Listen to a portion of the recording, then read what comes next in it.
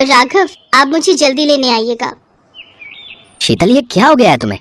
तुम्हारा भाई पंकज कब से तुम्हें बुला रहा है। अब तुम मायके जा रही हो तो कुछ दिन रुक कर ही आना। आखिर भाई है तुम्हारा वो। आखिर इतनी दूरी क्यों भाई? तुम्हें तो बस अपनी आजादी प्यारी है, किसी की फीलिंग्स की तुम्हें कोई कदर नहीं। एक बार कह दिया ना, 2-3 दिन में ही वापस बुला लेना। अच्छा बाबा, ठीक है। इतना कहकर राघव ने शीतल को यश के साथ ट्रेन में बिठा दिया। कुछ देर बाद यश सो चुका था, शीतल की भी आंख लग गई। फिर तड़के सुबह शीतल का फोन बजा। शीतल, कुछ देर बाद ट्रेन स्टेशन पर पहुंच जाएगी। मैं पंकज को फोन कर देता हूँ, वो तुम्हें और यश को लेने स्टेशन आ जाएगा। नहीं नहीं, उसकी कोई जरूरत नहीं है, मैं ऑटो लेकर खुद चली जाऊंगी। ये कहकर शीतल फोन काट देती है। अब उसके मन में कई सवाल जवाब तहलका मचा रहे थे। उसे मायके के वो पुराने दिन याद आ रहे थे। पंकज बेटा, जा, शीतल बेटी स्टेशन पर पहुंचती ही होगी, जाकर ले आओ उसे। बच्चे और सामान के साथ आने में उसे परेशानी होगी। माँ, वो पहली बार थोड़ी ना आ रही है और वो पूरे शहर से परिचित है। वो तो हमारे सागरपुर की डॉन थी, वो अपने आप आ जाएगी। देख, मेरे जीते जी तू मना मत कर। मेरे मरने के बाद जैसा रिश्ता निभाना है निभाते रहना। ये बातें सोचकर शीतल के चेहरे पर हल्की मुस्कुराहट आ गई, लेकिन अगले ही पल वो उदास हो गई। दरअसल शीतल की माँ की मौत को 1 साल बीत चुका था। जब उसकी माँ जिंदा थी तो वो किसी न किसी बहाने से शीतल को बुला ही लेती थी, और शीतल भी पूरे हक से जाती थी कि ये तो मेरी माँ का घर है। लेकिन अपनी माँ के गुजरने के बाद तो मानो शीतल का मायके से वो जुड़ाव रहा ही नहीं था। उस 1 साल में कितना कुछ बदल चुका था। अब उसे अपने मायके में पहले जैसा अपनापन नहीं लगता था। अभी तक माँ होती तो 10 बार फोन कर चुकी होती, लेकिन भैया भाभी का अभी तक एक भी फोन नहीं आया। कुछ देर बाद गाड़ी स्टेशन पर आकर रुकी। शीतल ने ऑटो किया और मायके पहुंच गई। अरे दीदी, आ गई आप? आइए आइए, हम कब से आपकी राह देख रहे थे। अब कैसी हो दीदी? और मेरा ये शैतान भांजा कैसा है? ये ले यश, चॉकलेट खा। थैंक यू मामा। दीदी, आप अपना ये सामान गेस्ट रूम में रख दीजिए, आपका बिस्तर भी वहीं लगा हुआ है। नहीं भाभी, मैं माँ के कमरे में ही सो जाऊंगी।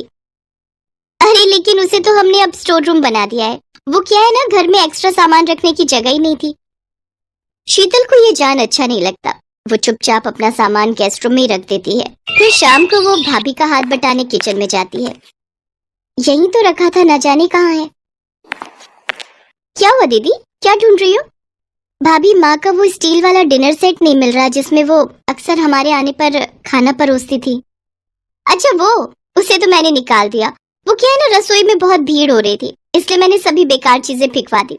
आप चिंता मत कीजिए, मैंने डिस्पोजेबल ग्लास और प्लेट्स मंगवा ली हैं। उसी में खा लेंगे तो बर्तन धोने का झंझट ही नहीं रहेगा। माँ थी तो वो हमेशा स्टील के बर्तन में ही खाना परोसती थी, लेकिन आज। दीदी, किस सोच में पड़ गई? आप बैठिए, मैं खाना परोस देती हूँ। वो सभी डिनर करने बैठे। डिनर में आज भाभी ने दाल और कद्दू की सब्जी बनाई थी। ये देख शीतल को पुराने दिन याद आते हैं। भाई वाह माँ, आज तो तरह तरह के पकवान बन रहे हैं। बड़ी खातिरदारी हो रही है माँ, अपनी बेटी की है। हाँ तो एक ही तो बेटी है मेरी, ना जाने ससुराल में अपनी पसंद का कुछ खा भी पाती होगी या नहीं। ले बेटी खा, और मेरे नाती के लिए मैंने इनके पसंद के नूडल्स और बर्गर भी बनाए हैं। नानी माँ, तुम बहुत अच्छी हो, हमारा कितना ख्याल रखती हो। तभी यश अपनी माँ से, माँ, मुझे नहीं खानी ये कद्दू की सब्जी। नानी माँ थी तो वो हमारे लिए कितना अच्छा अच्छा खाना बनाती थी। चुप कर यश, ऐसा नहीं बोलते। जो बना है हमें वही खाना चाहिए। चलो अब चुपचाप से खाना खाओ। शीतल को मायके आकर रह रहकर अपनी माँ की याद सताती थी। ऐसे 3 दिन बीत गए।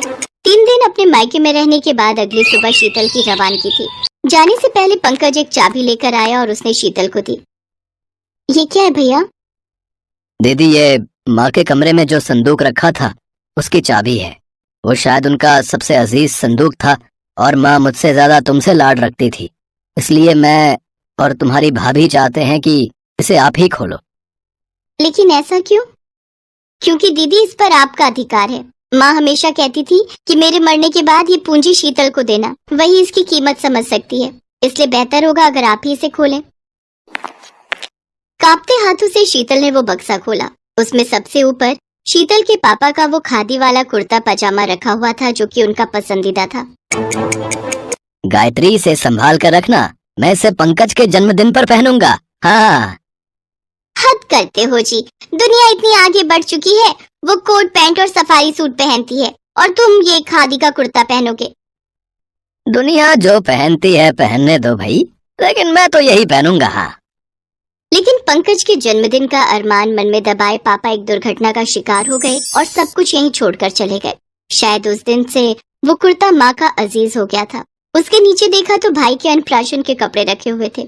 शीतल ने जब और गहराई से देखा तो उसमें एक गुड़िया रखी हुई थी जिससे शीतल बचपन में खूब खेलती थी। कितनी ही ऐसी यादें उस संदूक में कैद थी जो शायद एक माँ के लिए बहुत खास थी।